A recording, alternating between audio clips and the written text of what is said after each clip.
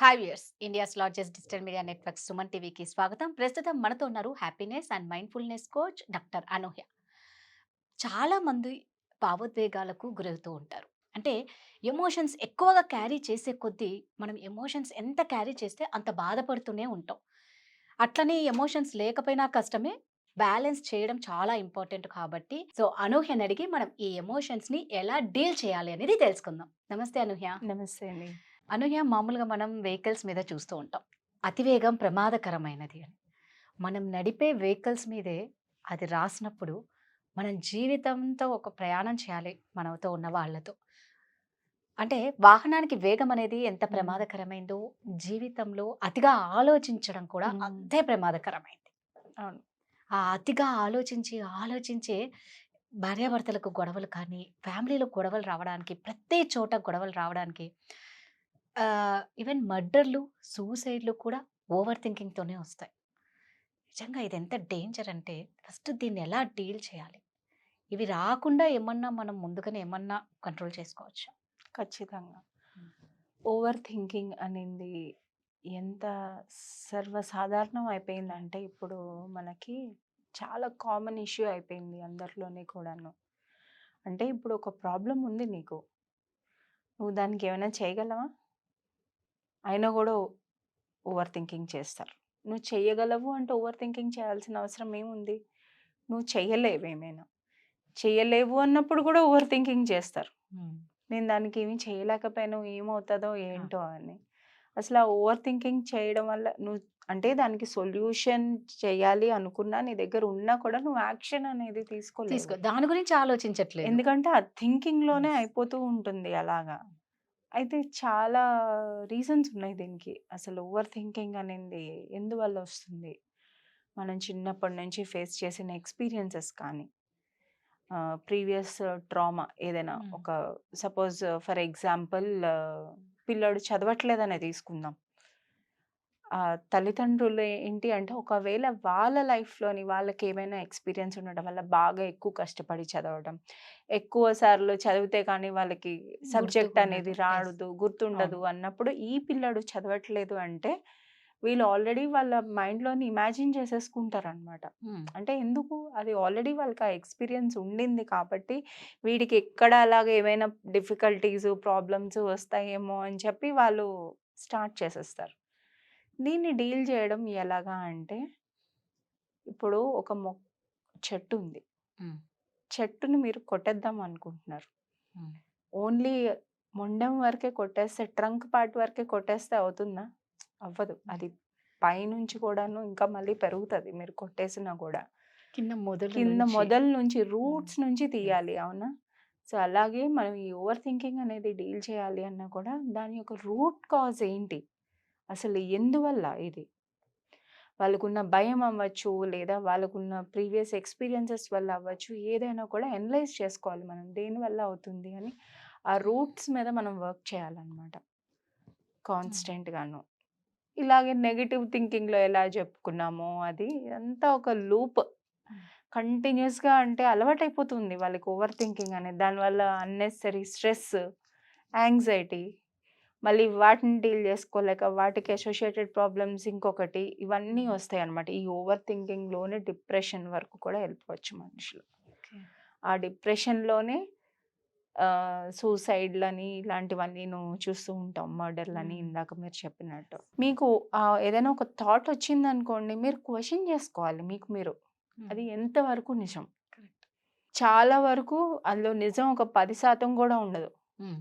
అంత 90% మించి మన మైండ్‌లోని ఒక ఊహించుకొని జడ మొత్తానికి అంతే అల్లేసినట్టు అండి. అల్లేసుకుంటూ వెళ్ళిపోతామనమాట. ఒకదానికొకటి, హ్మ్. ఒకదానికొకటి ఊహల్లోని.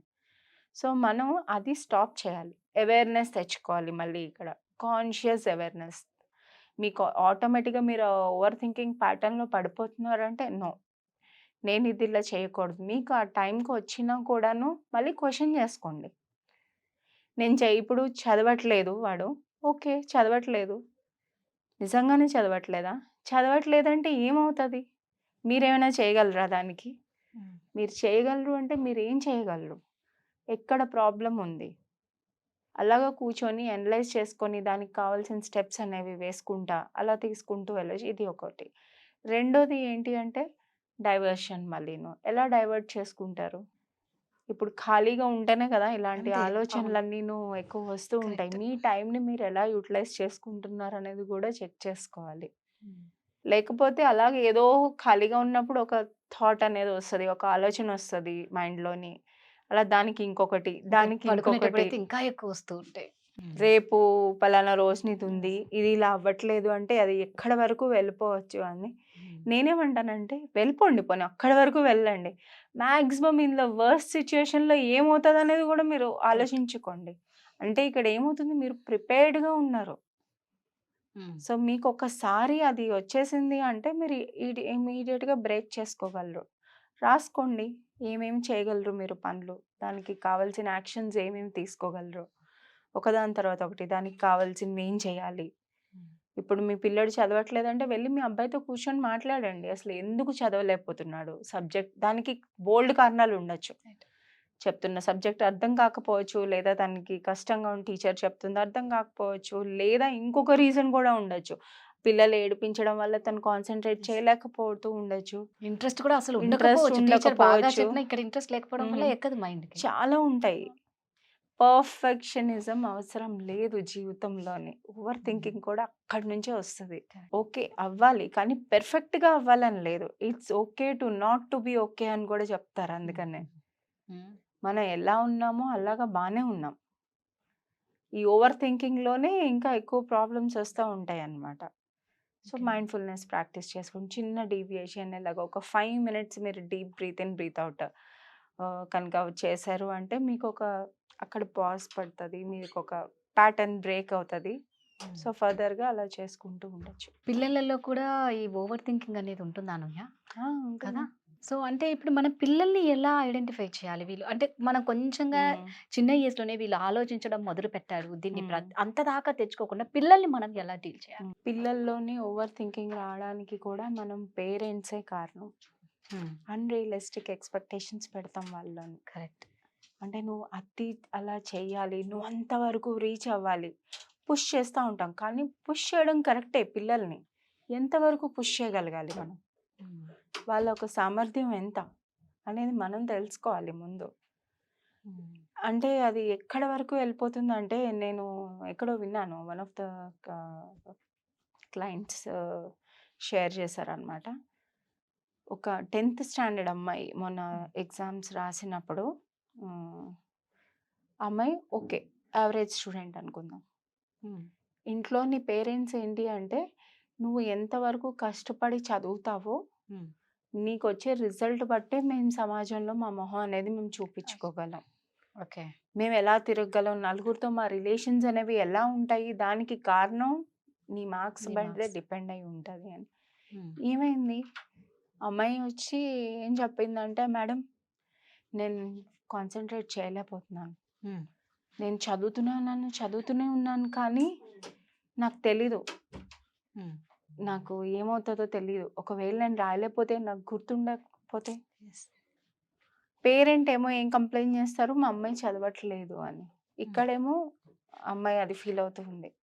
సో, హ్మ్. ఇక్కడ అమ్మాయి ఏం చేస్తుంది? ఓవర్ థింకింగ్ చేస్తుంది. ఖచ్చితంగా. ఓవర్ థింకింగ్ చేస్తూనే తను చదవాలనుకున్నా కూడాను చదవలేకపోతుంది. హ్మ్. చదువుతున్నా కూడా తనకి ఎంత వరకు గుర్తుంటుందో అనేది తెలియట్లేదు. దానికన్నా మనం మంచిగా చెప్పాలి. ఇంకొక కరెక్ట్. విధంగా నువ్వు హ్మ్. చేయగలవు.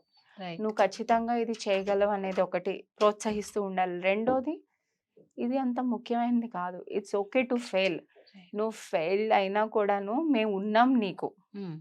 నువ్వు మళ్ళీ చేయగలవు అన్న ఇప్పుడు ఎవరైనా మనకి వెనకాతల ఒక అండగా ఉన్నారు అంటే చాలు వాళ్ళు ఏం చేయకపోయినా పర్లేదు.